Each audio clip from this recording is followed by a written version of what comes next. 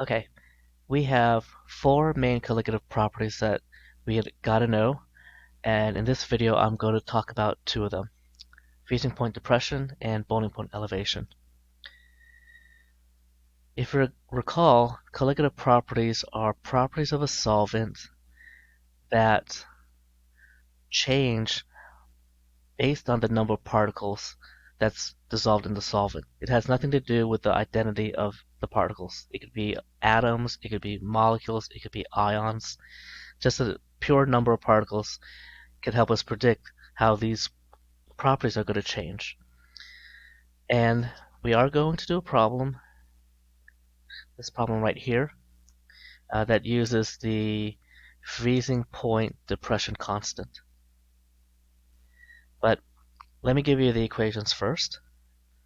And we are going to talk about freezing point first. Delta TF equals, sometimes I put the Van Hoff factor at the beginning, sometimes at the end. Let me make a decision and I'll put it right at the beginning. And I'm going to put molality next to it, and then I'll put the KF. That's our first equation for the colligative property freezing point. Most textbooks actually do vapor pressure lowering first, and then they talk about these two. I think it's just easier to do something that we could actually visualize a bit better. I think people understand freezing point better than vapor pressure. Anyway, this delta TF could be in Kelvin or Celsius, and make it a positive number. So the freezing point when you dissolve something in pure solvent is lower. We don't really want to do T final minus T initial, right? We should use the pure boiling point. I'll write it down actually. The boiling point of the pure solvent minus the boiling point of the solution, because that number should be lower, then that delta would be positive. This is the Van Hoff factor, and for the vast majority of cases, it's going to be 1. I forgot how to spell Van Hoff. Okay, Van Hoff factor. In the previous video, I discussed this factor. If your molecule doesn't ionize, for instance, if it's not a ionic salt, then you could ignore that because it's 1. M, molality, and the units for molality is molal. So what is a molal? A molal is moles of solute over kilograms of solvent. Okay, let me give you the analogous equation for boiling point elevation. Okay, so this is very important that you memorize that when you dissolve something in the solvent, the freezing point lowers depression, but its boiling point rises. Okay, elevation. Depression and then elevation is this one. TB, temperature boiling, equals IMKB.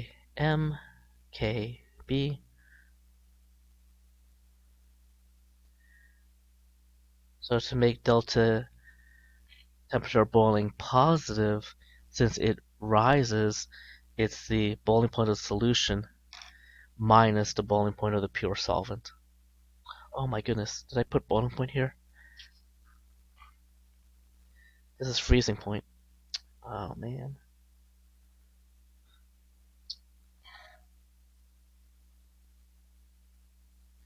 Freezing point, freezing point. And for this case, the boiling point of the solution is higher.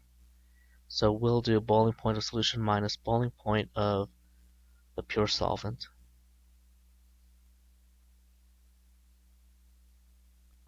Okay, let me give you a couple examples of KF and KB.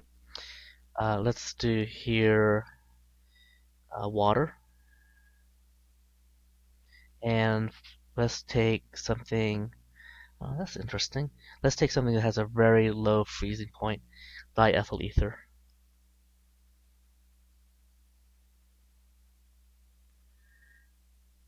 Right, its formula is C4H10O. Don't worry about what the structure looks like. But the freezing point, and it's the normal freezing point in degrees Celsius. For water, you know that as 0.0 degrees C. For diethyl ether, it's negative 116.3. Okay. And then the KF, what would the units of KF be? Well, we got to end up having degrees here, and we have molal. So this is degrees C per molal. All right. Um, Again, molal is this. For water, it's 1.86. And for diethyl ether, it's actually pretty close, 1.79. The boiling point, normal again. For water, it's 100 degrees. For diethyl ether, it is 34.6. And then the Kb equals 0.512 for water.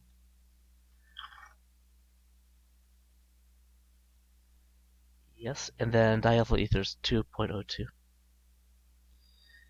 With such a larger Kb, the effect of the solute seems like it's greater in diethyl ether. You're you're multiplying it by 2 instead of 0.5 for water. Okay.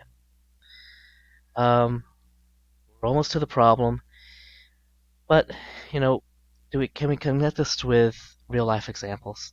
So, for instance, actually, antifreeze in your car.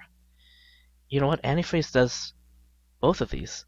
So it raises the um, the boiling point. So I guess that's, oh my goodness, my car knowledge. Radiator fluid maybe. So you need antifreeze in the summer so it doesn't get too hot. It doesn't boil because by adding that antifreeze you actually raise the boiling point, and from the name you lower the freezing point. So it doesn't freeze at 0 degrees, or it freezes at a much lower temperature. So it actually widens. You could think of it that way. Solutes widen the range of the boiling point and the freezing point. Okay? So a solute does both, right? One solute can do those both effects, uh, lower the freezing point and raise the boiling point. Um, I tried thinking about this. It's not in any of my normal textbooks, the explanation of why this happens. So, for instance, if you have water, and I'll represent that with squares, like this, well, when you freeze it at 0 degrees Celsius, you form very ordered crystals. Like this. So I imagine that if you start putting solute in it, is that packing going to be easier or harder? So we'll put pink solute. My guess is that you need it colder, less than 0 degrees C, because the water molecules are not packing as tightly because of these. You could almost think of them as impurities. Okay, so you need to lower the temperature to get them to actually solidify. You need to be below the normal freezing point to solidify around these sort of defects, right? You could think of these as defects in the crystal structure. I'm making this up. You could be totally wrong. I don't think they would use the word defects in crystal structures in any of the chapters on freezing point depression that I've read. But to me, that makes sense. You gotta really lower the temperature to get these to solidify. Huh. The boiling is a little bit weird. So same deal. If we have this liquid and we go the other way, 100 degrees Celsius, and we get this to boil. So they separate into a gas. What does that do for us? I don't know. I think maybe, definitely you are lowering the vapor pressure. I guess that if you have these impurities or these solutes, you're forcing the water molecules to hold on tighter, maybe. So to boil, you need a larger than 100 degrees Celsius temperature to get these to boil and escape, and leaving behind, right, the non-volatile solutes mixed with some of your water. Why that is the case, I actually don't know, but it appears that the water holds tighter to each other when you have impurities in the liquid phase.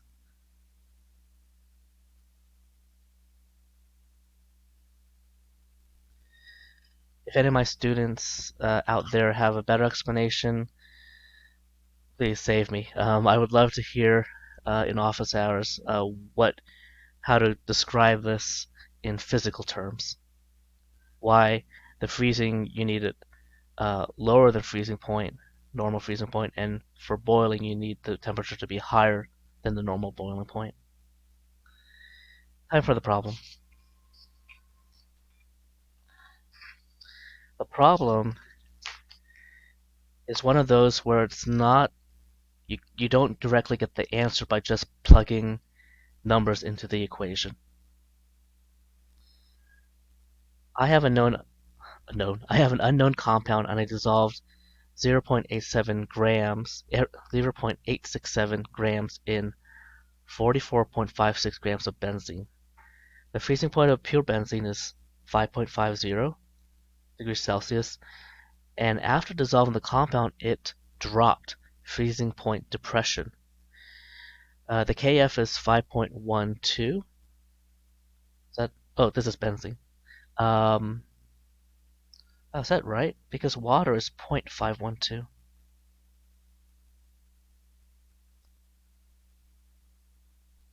Mm. The source. Oh no, it is right. Okay, okay, that's right. What is the molar mass? Ugh, molar mass. I forgot to tell you that molality. No, I did tell you. Molality. The denominator is kilograms.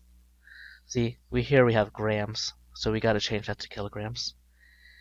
I believe that's all I need to tell you. Okay. So obviously we're using the freezing point depression equation equals I m kf, and we could eliminate I. Um, it doesn't say anything about the compound being ionic or a salt. We're going to assume that it is a covalent compound and it stays one molecule is one particle. So what is the delta TF? We want it to be positive. So I'm going to take 5.50 minus 4.32 equals. I is 1. We won't worry about that. Molality is moles of solute over kilograms of solvent. Do you notice that I don't know my moles of solute. I know the mass that I added, but I don't know how much this weighs. And if I don't know how much it weighs, I can't figure out how many moles this is. I don't know the molar mass. It's unknown. And actually, they want us to calculate the molar mass. So that is x. But we do know the denominator. The denominator is this benzene. Moles of solute is the unknown. And then we want to change this into kilograms. So it's this times 10 to the minus 3. It's a smaller number. Or you could just move the decimal.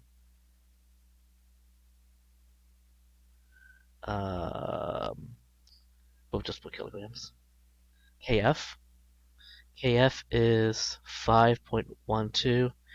And normally I don't put units when I plug in to the equation, but let me do it here. Because this molal takes care of the moles and the kilograms, and we're left with degrees Celsius. But really, ultimately, you're solving for moles. So again, this is one of those problems where when you plug in, you're not going to be directly answering the question. We're going to have to use that information in the next step to get the molar mass. Now, the setup is good. We just have to do the math properly. And I'm going to try to do this without writing too much numbers. 5.50 minus 4.32 equals. I'm going to cross multiply the denominator with this side times 0.04456 equals. Okay. And now I'm going to divide both sides by 5.12. Divide 5.12. So that's my moles. 0.010270. So give yourself more significant figures than you think you need at the end, because you don't want to round excessively and accidentally round yourself far away from the answer. This is moles of solute. The molar mass, we know the units should be grams per mole. So here, we have grams, and we just calculated for mole. Good, I have that number actually saved. So I need that divided, that divided by the number I saved. 0.867 divided by the number, this number right here, equals. So the molar mass, I just took grams divided by moles. The molar mass is 83.4. We'll leave it at that. 83.4 grams per mole. Units, circle your answer. I don't know if it's reasonable. There are definitely molecules that you could dissolve in benzene that are around this range of molecular weight or molar mass.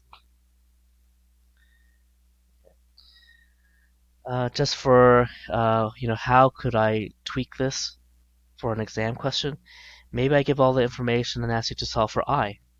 Maybe I give you an ionic salt and I want you to calculate what is the effective particle number or the Van Hoff factor. Okay. There are other things. We can make the kilogram of solvent the unknown, right? By making sure that you have the moles of solute. We can make the Kf the unknown. And obviously, we can make the final temperature, the final freezing point, unknown. And you would have to solve for that number right there. Okay.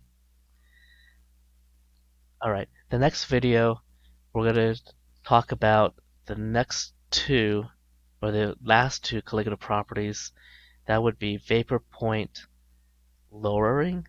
I'm testing myself. Vapor point lowering and osmotic pressure increasing. Let me read the textbook and then I'll make that video.